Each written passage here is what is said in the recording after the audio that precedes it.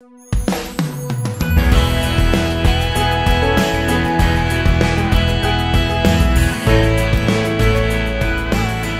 des grands besoins d'aujourd'hui, c'est d'avoir du discernement, c'est de grandir dans le discernement. Le thème de mon message, 3 clés pour discerner. Qu'est-ce que le discernement? Le discernement, c'est distinguer entre 2 choses. Reconnaître le vrai du faux, reconnaître le bon du meilleur, reconnaître entre ce qui est gris, noir ou blanc, c'est d'avoir cette clarté d'esprit dans un brouillard, dans un temps d'obscurité ou de clair-obscur. C'est devoir distinguer entre ce qui vient de l'homme et ce qui vient de Dieu, entre ce qui vient de nous et ce qui peut venir de l'adversaire.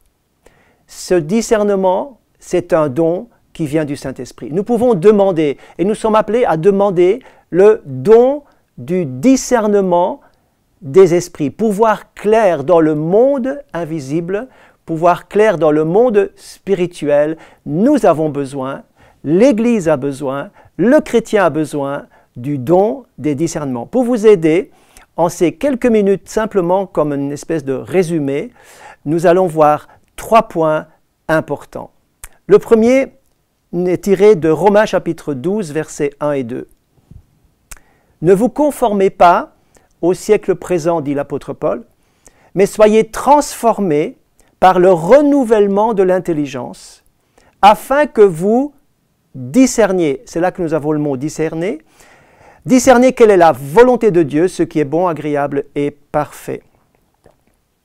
Le Seigneur nous donne, dans notre choix de vie, de ne pas nous conformer à la mentalité du monde et ne pas nous laisser mettre dans le même moule que le monde. Le Seigneur nous donne une intelligence renouvelée. C'est extraordinaire. Car le même esprit que Jésus avait, c'est le même esprit que vous recevez. Nous recevons rien d'autre. Lorsque nous demandons le Saint-Esprit, le Seigneur nous donne l'Esprit de Christ. Et l'Esprit de Christ nous permet de discerner. L'Esprit de Christ qui habite en nous et qui reste avec nous, c'est extraordinaire. Il reste avec nous pour nous conduire et nous montrer le chemin à suivre, pour ne pas qu'on s'égare et qu'on se trompe dans notre vie, qu'on prenne les bonnes décisions, qu'on fasse les bons choix. Donc le Seigneur nous donne une intelligence renouvelée.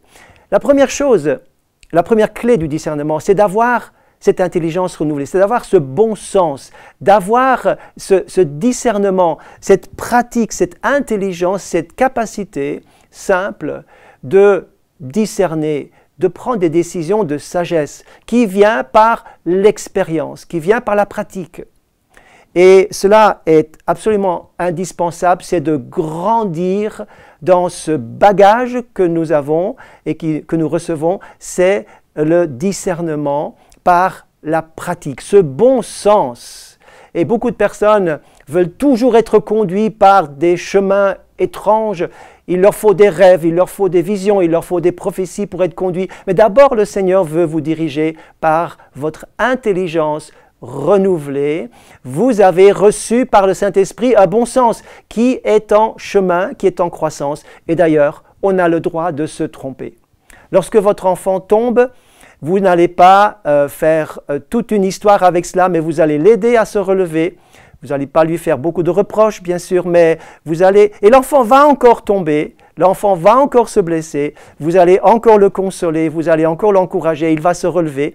Et aujourd'hui, il est debout par la pratique, par l'expérience, il a grandi. Il sait ce qui est bon, pas bon, là où il faut être prudent, là où c'est dangereux. Eh bien, cette pratique de vie, cette intelligence renouvelée, c'est la première clé pour le discernement. Lorsque vous avez des décisions à prendre, il nous faut savoir écouter le Saint-Esprit. Et je reviens souvent dans mes messages dans cette importance d'être dans la proximité avec Jésus, d'être rempli du Saint-Esprit et de demeurer en lui. D'ailleurs, c'est ça la deuxième clé pour le discernement, demeurer en lui, demeurer, rester toujours dans l'intimité de sa présence, dans la communion avec Jésus. Les paroles qui sont à ce propos sont marquées dans 1 Jean, première lettre de Jean, chapitre 2, verset 24. « Que ce que vous avez entendu dès le commencement demeure en vous. » Un peu plus loin, au verset 26, « Je vous ai écrit ces choses au sujet de ceux qui vous égarent. » On a besoin de discernement pour voir où sont les égarements, les voies de garage, les difficultés, les dangers, les séductions, etc. Donc l'apôtre Jean nous dit, lui qui vivait dans un temps de séduction et d'égarement spirituel, pour vous, l'onction que vous avez reçue demeure en lui. Je souligne ce mot « demeurer ».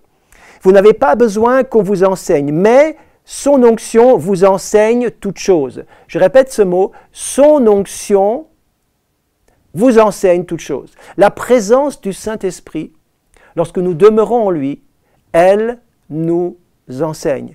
Elle nous conduit, elle nous parle, elle est un message. Lorsque vous ressentez, par rapport à une décision à prendre, qu'elle soit petite ou grande, lorsque vous ressentez, par l'Esprit qui demeure en vous, que quelque chose n'est pas net, quelque chose n'est pas clair, vous n'êtes pas à l'aise, vous n'avez pas la paix, alors, qu'allez-vous faire?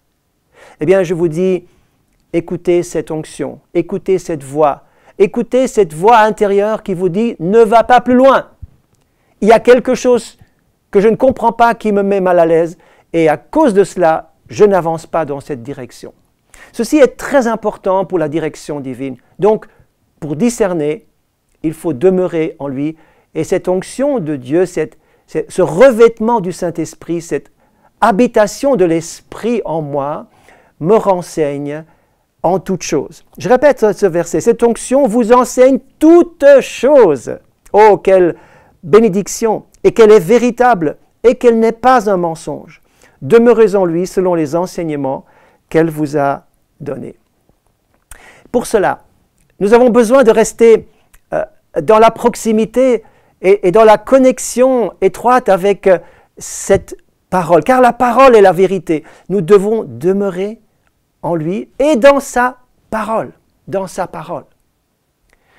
Autrefois, les banquiers, pour discerner, pour repérer les faux billets des vrais billets de banque, qu'est-ce qu'ils faisaient? Quelle était la pratique? Eh bien, l'exercice consistait à manipuler tout le temps, constamment, les vrais billets de banque. Et en les touchant, ils avaient repéré avec leurs doigts délicats toutes les finesses de la constitution de ces billets de banque. Et lorsque, dans la liasse des billets qu'ils avaient à traiter, lorsqu'ils remarquaient tout à coup qu'un billet n'était plus conforme, c'était le faux billet. Pourquoi? Non pas parce qu'ils manipulaient le faux billet pour savoir pourquoi il était faux, pourquoi c'était un faux, mais ils manipulaient constamment le vrai billet. Si nous sommes en contact avec la parole qui est la vérité, nous remarquerons forcément lorsqu'il y a une erreur qui se glisse, lorsqu'il y a un faux enseignement, lorsqu'il y a un autre esprit qui veut nous toucher.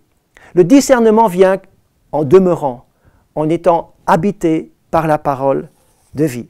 Et je termine par ce troisième point, cette troisième clé du discernement. La première étant avoir une intelligence renouvelée, demeurer en lui, mais aussi refuser toute manipulation. Nous vivons dans un monde où tant de choses sont orientées, sont manipulées, cherchent à nous amener dans une voie unique. Refusez de vous laisser manipuler. C'est vraiment le mot de conclusion que j'ai à vous dire et que j'essaie de rendre conforme dans ma vie également, c'est de refuser toute manipulation. Les voies de manipulation, les voies trompeuses peuvent nous séduire et nous captiver.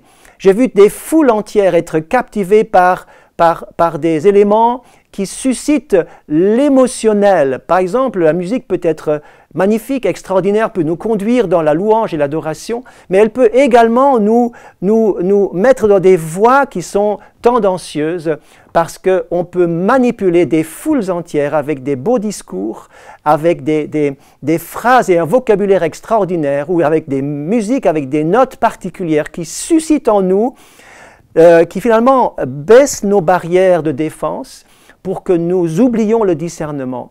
Mais mes amis, alors je termine, résistons à cette manipulation, écoutons le Saint-Esprit, restons en contact avec la parole de Dieu, vérifions les choses comme les chrétiens de Bérée de Acte 17 et prenons le recul nécessaire pour nous positionner face à ce que nous voyons, nous entendons et ne nous laissons pas mettre dans le moule d'une manipulation et d'une séduction qui désire nous captiver et nous égarer. Jésus va dire, et je termine, Jésus va dire, la première chose qu'il dira en parlant de la fin des temps, il dira que personne ne vous séduise.